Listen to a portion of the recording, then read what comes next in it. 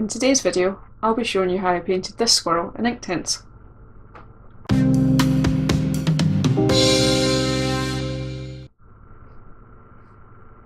Hi there, I'm Michelle Cashmore, and in today's video demonstration I'll be working with Inktense. Inktense are a medium produced by Derwent, and they're a kind of water-soluble ink. They come in two forms, blocks and pencils, which I'll be using both of these in this video today. However, if I did have to pick just one, I'd probably go with the blocks, as they're just that little bit more versatile. The paper I'm working on is Fabriano Artistico hot press watercolour paper, and my reference photo for this piece came from Wildlife Reference Photos, so if you'd like to paint this squirrel for yourself, then you can head over there to pick up the photo. Now let's move on to the demonstration itself.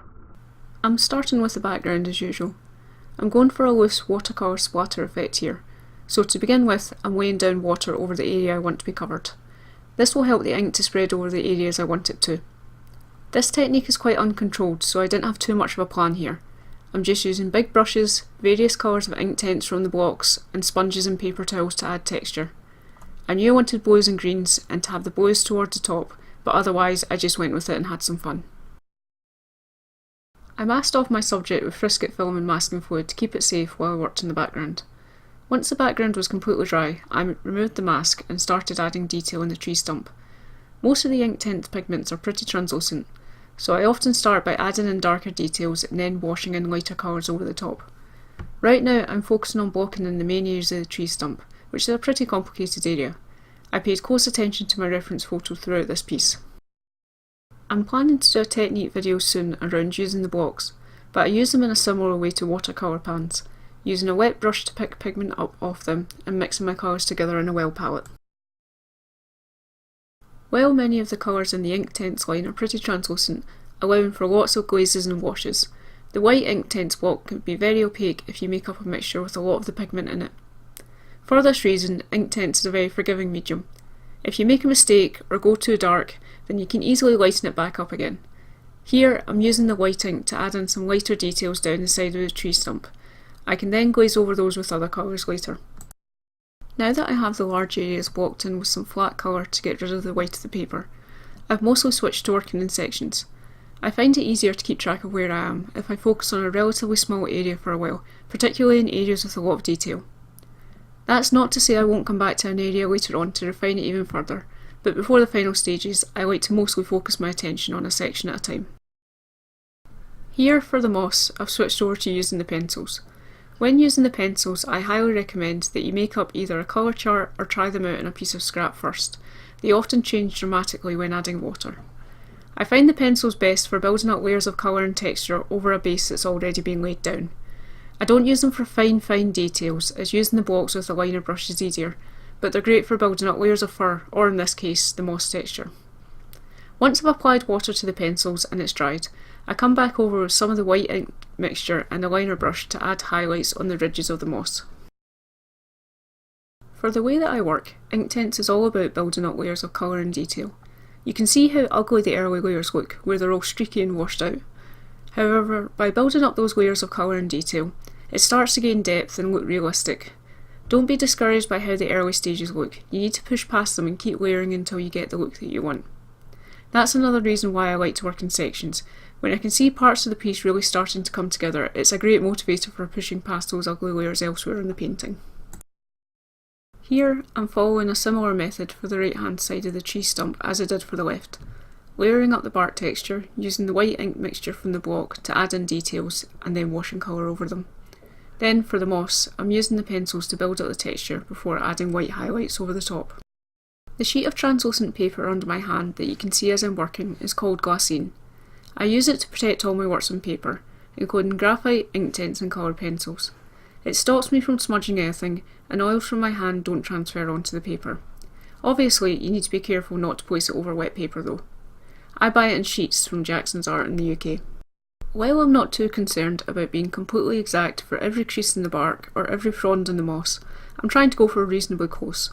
I'm making sure that I get my areas of contrast in correctly and that my lights and darks are in the right place. For example, the light is hitting the tree stump on the left side, so there are some areas of moss in the bottom right that are much darker than elsewhere. Pay close attention to your reference for these things. I spend a lot of time just looking at my reference before I make any marks in the paper. This video just doesn't show those pauses as they'd be pretty boring to watch. So here I've moved on to the squirrel. I've started out by blocking in some of the darker areas using a dark brown ink mixture and a liner brush. I used a water-soluble graphite pencil to draw out my lines, so by blocking in the dark areas first, I won't lose my marks when I wash over with a reddish-brown ink later. You can see how fine a line I can get with the liner brush. This just wouldn't be possible by using the pencils directly, as no matter how fine a point you have, washing over with water expands it a bit. However, you can get this level of detail if you just have the pencil, so don't worry. You can do it by scribbling some pigment from the pencils onto a piece of sanded paper, activating it with water and using a brush to apply it, just the same as I am here. You can see here just how bright some of those pencil marks have become from applying water. I'm going to tone those down a bit in later layers, but Inktense is a great medium for encouraging you to up the saturation on your artwork. And as I mentioned before, if you really do think you've gone too far, it's not a disaster, as you can just layer over the top. In the worst case scenario, you can paint some white ink over it all and start again. Here though, I like the extra pops of colour that I'm getting, so I'm not going to tone them down too much in later layers. For the body, I built up a lot of depth by using the white ink mixture and the liner brush to add fur in clumps. It looks far too light to begin with, but I'm going to glaze colour washes over it all, which will really give it that texture of fur. When drawing or painting fur, it's important to make sure that it looks natural. Hair clumps together and has slight variations in its direction. Don't make your lines too uniform and parallel. Look at your reference carefully for where the fur changes direction, where it's longer and where it's shorter, and where there are shadows and highlights. These are all important for showing the structure of your subject properly. Here I'm just repeating the process again for the squirrel's back. Notice that I added in some darker areas towards his lower back, base of his tail, and around where his hind legs join to his body.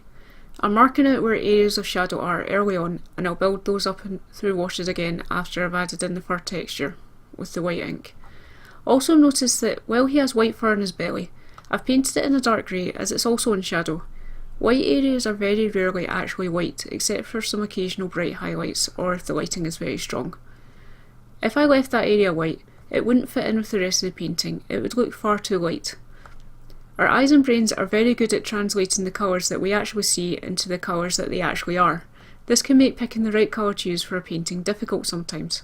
If you're using a photo editor, then the colour picker tool is very useful for isolating what a colour actually is on your reference. You can see here what a difference the colour washes over the harsh white fur lines make. For the darker area towards his back, I've mixed in some more reddish purple tones to really give that shadow area some depth. While getting your areas of light and dark red are the most important, for realistic colour work, also getting some variation into the colour hues is important for adding depth.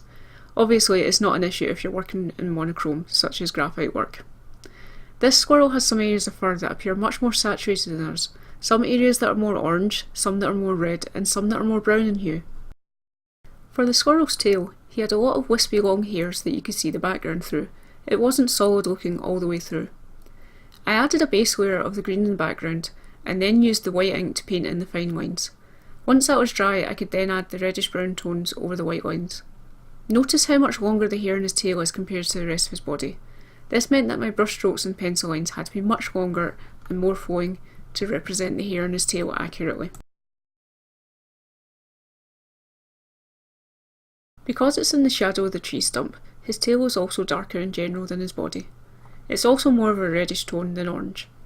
I'm still using the white ink to build up the texture, but I'll adjust the ink mixtures I use to wash over the top so I can represent this.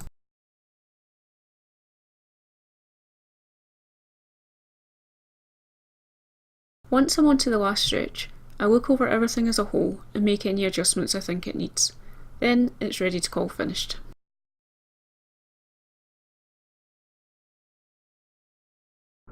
And that is it for this video demonstration.